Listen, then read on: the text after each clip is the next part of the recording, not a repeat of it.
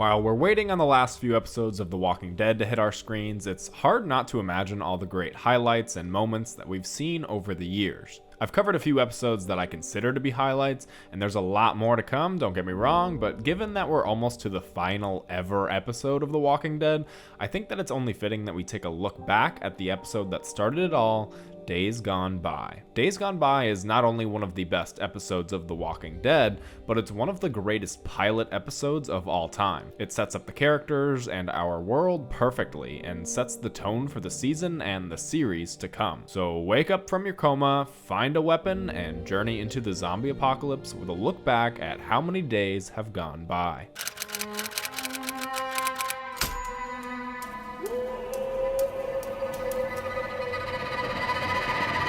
At the start of the episode, we see an empty road with a police car driving down it. We quickly see that the apocalypse has already begun, with cars that have been broken down and flipped over, as we look at our very scared officer peeking around every corner looking for gas. While he thinks he sees a survivor and calls out, he finds that this little girl is actually a walker. The officer has to put her down, and we see, for the first time, the opening credits and the theme song of The Walking Dead. Flashing back, we see this same officer and his friend, both of them police officers, having a casual conversation about the difference between men and women. The second officer doesn't exactly seem to be very friendly towards women, but the first officer is married and seemingly going through a bit of a rough spot in his marriage. The conversation is interrupted when a call comes through the radio about a car on the run, so the officers go to intercept, leading to a shootout in which our officer, Rick Grimes, gets shot.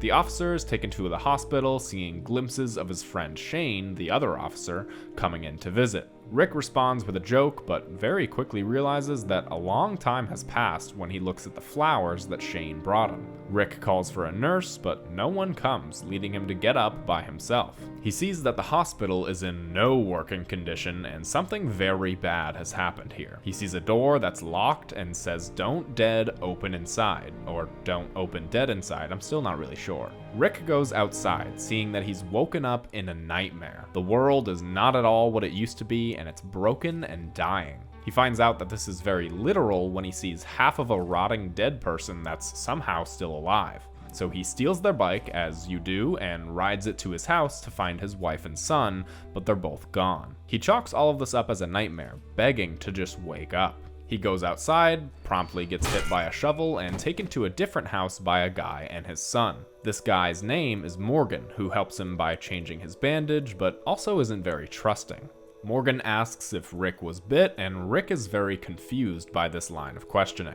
Morgan invites Rick to dinner and quickly realizes that Rick doesn't know what's going on outside. Morgan explains to Rick what the world has actually come to, and Rick thinks that this guy is certifiably insane, though he eventually comes to see that Morgan is right and the dead do walk the earth. Morgan's wife and Dwayne's mother is one of the walkers outside, and she tries to open the door to the inside. The next day, Morgan takes Rick out to train, Rick still being a bit uneasy about killing these people. Rick takes Morgan to his house, telling him that he knows Lori and Carl are still alive because of the clothes they took and the pictures off the wall. Dwayne says he thinks that Lori and Carl are probably in Atlanta, which is an apparent safe haven.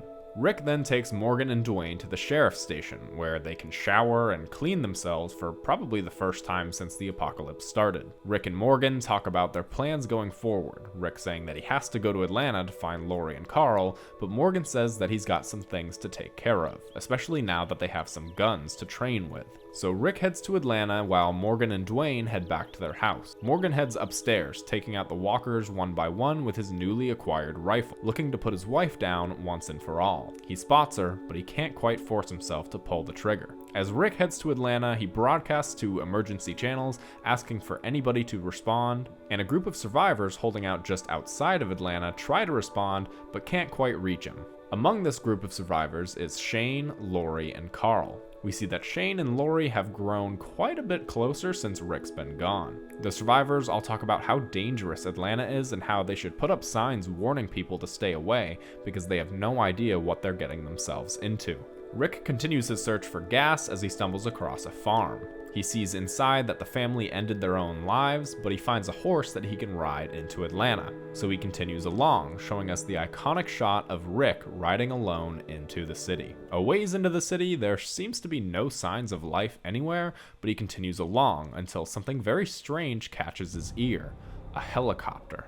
He tries to follow the sound, turning a corner and seeing dozens, if not hundreds, of walkers blocking his path. All of them start running towards Rick, and yes, I mean running. As he's escaping, there only seems to be more walkers surrounding him, so he falls off his horse, crawling under a tank, and right as he's about to end it all, he finds that the door underneath the tank is open, so he opts for that exit instead.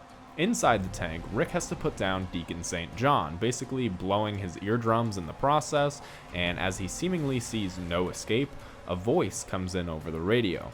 The voice of everyone's favorite pizza delivery boy, Glenn. We see how utterly surrounded Rick is, and the episode ends. So Days Gone By is a reference to the very first issue of the comics by the same name. I won't go into how faithful or unfaithful this episode is to the comic issue. If you're looking for a video like that, I would highly recommend going to Korotos Mystery Shack, where he has an ongoing series comparing the show to the comics and how faithful it really is or isn't. This series is fantastic and I would highly recommend it. But this episode does everything that a pilot episode of a TV show should do. The opening scene sets up a brutal and ruthless apocalyptic world.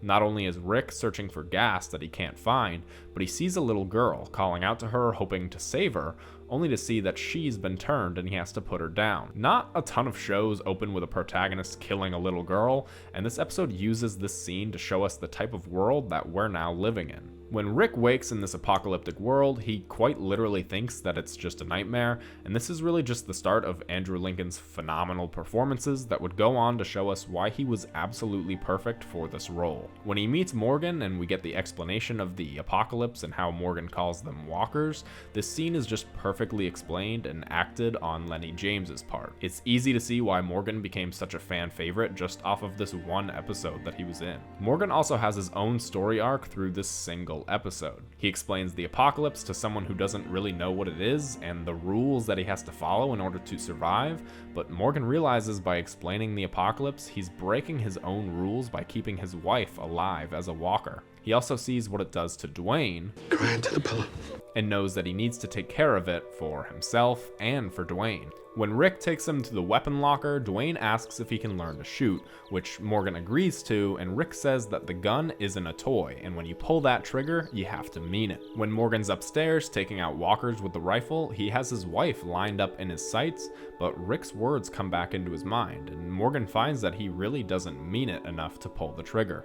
This also shows us not only what kind of world that we're in, but what kind of characters we're dealing with. Would it bring closure to the audience if he pulled that trigger? Sure it would, but for Morgan, it's a completely different affair. Him not being able to pull the trigger shows us that we're dealing with real people in this apocalypse, and this isn't just a show about survival. There's human emotions that go into the thought process of our characters, and that's truly what The Walking Dead is all about. Real people going through the apocalypse, not just survivors making every smart and good decision. But of course, this episode also deals with things that are actually still very present and where The Walking Dead is currently at.